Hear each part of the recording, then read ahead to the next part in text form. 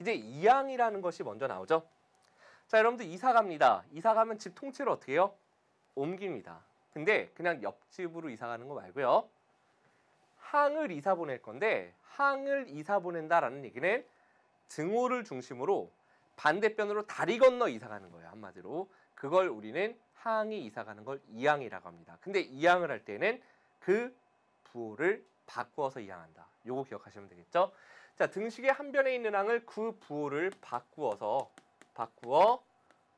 다른 변으로 옮기는 것. 이걸 갖다가 우리는 뭐라고 한다? 이항이라고 한다. 자, 중요한 포인트 바로 부호를 바꾸어서 옮긴다라는 거. 요거까지 여러분들 잡아주시면 되겠습니다. 자, 이제 다음 내용으로 1차 방정식이라는 것이 그럼 무엇인지 살펴보도록 할 텐데 방정식의 모든 항을 좌변으로 이항하여 정리했을 때 x에 대한 1차식은 0의 꼴. 이게 무슨 말인지 이제 볼 건데요. 우리가 1차식이라는 건 지난 시간까지 공부했던 문자와식의 다항식에서 공부했습니다. 1차식이 뭐죠? 가장 높은 차수를 가진 항이 1인 것. 결국 x에 대해서 생각해보면 몇 x까지만 있는 거죠. 몇 x 제곱 이런 거 있으면 차수가 2가 되니까 결국 우리가 이러한 형태로 쓸 수 있을 거예요. 몇 x 더하기 몇 이렇게 있으면 상수항은 어차피 차수가 0이고 높은 걸 읽어주니까 1차가 되겠죠. 맞죠? 이 식이 1차식이 되고 그것은 0의 꼴로 정리가 되는 거. 이때 a가 뭐면 안 된다? 0이면 안 되죠. 왜요? a가 0이 돼버리면 이 부분이 없어지니까 1차가 아니겠죠. x에 대해서 결국 요 조건까지 들어가야 된다라는 거. 참고로 b는 0이어도 상관없습니다. 무슨 얘기냐면 막 우변을 0을 만들었다는 얘기는 몽땅 좌변으로 다 이항했다는 얘기예요. 그랬을 때 꼭 이런 형태만 1차 방정식이 아니라 간단하게 x, 2x는 0 이렇게 있더라도 여러분들 요것도 1차 방정식이 된다라는 거 요거 생각해 주시면 되겠고요. 많이 질문 나오는 건데요. x분의 2는 0처럼 x가 분모에 있는 형태는 1차 방정식 된다 안 된다? 안 된다라고 일단 우리가 알아둡시다. 왜 그런지는 여러분들이 고등학교에 올라가서 다시 한번 배우게 되고요. x가 일단은 어디 있어야 돼? 분자에 있어야 됩니다.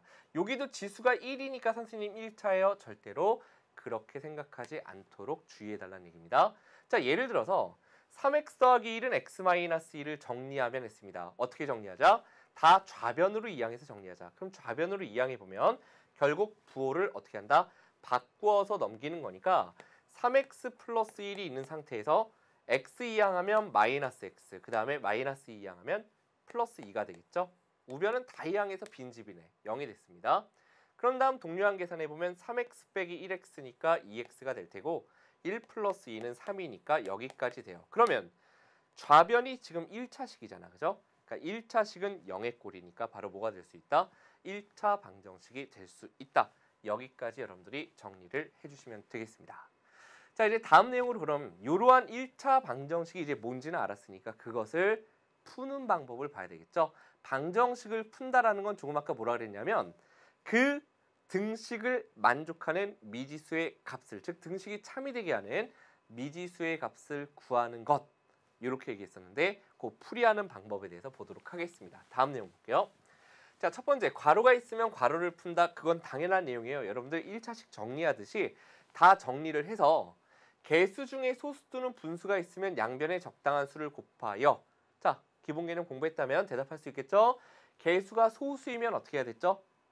예를 들어서 이런 식으로 가는 거 있잖아요. 0.3x 더하기 0.7은 샬라샬라 어떻게 했더라 우리가?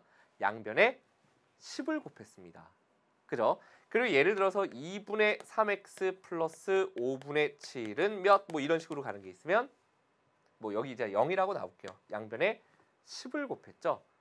왜 10을 곱하고 여기서도 왜 10을 곱했을까? 무조건 10 곱하나? 아니었습니다. 10을 곱함으로써 3x 플러스 7로 출발하고요. 여기서도 10을 곱함으로써 어떻게 됩니까? 바로 15x 플러스 14 이렇게 출발을 합니다.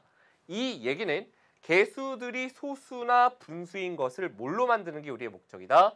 정수로 만드는 것이 바로 목적이에요. 그래서 복잡한 1차 방정식을 간단하게 만든다라는 얘기입니다. 결국 여기에 보면 개수 중에 소수 또는 분수가 있으면 양변에 적당한 수, 소수일 때는 10 또는 100을 곱해서 정수를 만들고 분수일 때 여기서 10 곱한 이유는 분모 2와 5의 최소 공배수를 곱하는 거죠. 그래서 적당한 수를 곱하여 개수를 바로 정수로 고치는 것에 목적이 있다. 이렇게 봐주시면 됩니다.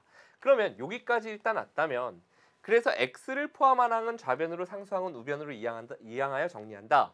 결국 방정식을 푼다라는 건 선생님이 이런 예를 들어볼게요. 2x 플러스 7은 13을 한번 보도록 하겠습니다. 이런 방정식을 풀어라. 방정식을 풀어라라는 말은 쫙 가서 결국 뭐가 돼야 되냐면 그래서 x는 몇이다 이렇게 구하는 거잖아. 그죠? x가 예를 들어 여기서 답은 일단 3이 들어가면 되는데 x는 3이요 하고 우리가 구할 거예요. 그럼 이 말은 뭐냐면 방정식을 풀어서 해를 구하란 말은 한마디로 등호의 한쪽 변에 x만 남기는 거예요. 반대변에는 수가 오도록 하는 겁니다. 그럼 지금 여기에서 방정식을 결국 풀라라는 말이 x를 한쪽 변에 다른 변에 수를 남기는 거니까 여기서 7을 오른쪽으로 이항해서 이제 x만 남기는 과정을 가겠다는 얘기죠. 13 빼기 7은 6이고요. 양변 2로 나누어주면 x의 값은 3. 지금 이렇게 갈 거니까 x 남고 반대편에 수 왔죠. 결국 그 과정이 뭐다? x만을 좌변에 일단 남기고 x가 포함되어 있는 항을 상수항 우변으로 간 다음에 x의 개수를 1이 되게 만들기 위해서 x의 곱해진 수로 뭐한다? x의 개수로, x의 곱해진 수로 양변을 나누어서 x는 수의 꼴로 나타낸다. 여기까지 여러분들이 정리를 할 수 있다는 얘기입니다. 되셨죠? 자, 이제 우리 마지막 개념인데요. 1차 방정식의 활용 같은 경우에는 사실 지금 선생님하고 여기서 이걸 글로 읽어봤자 도움이 크게 안 됩니다. 나중에 여러분들 우리가 유형별로 특히 우리 교재가 유형별서잖아요. 그죠? 유형서기 때문에 유형별로 활용 문제를 다룰 거고요. 활용 문제 여기서 여러분들이 손을 많이 놓게 되니까 반드시 유형별 수업의 아마 마지막 4번째 시간일 텐데 집중해서 봐주시기를 부탁드립니다. 문장으로 나와 있는 것에서 구하고자 하는 것이 무엇인지 찾아서 미지수 x로 잡고 방정식 세워서 풀어주고 그 결과가 문제의 뜻에 맞는가 확인하는 그 과정이 되겠죠. 되셨죠? 예를 들어서 길이를 구하라 그래서 x라고 나왔는데 답을 실컷 구했더니 마이너스 3이 나왔어요.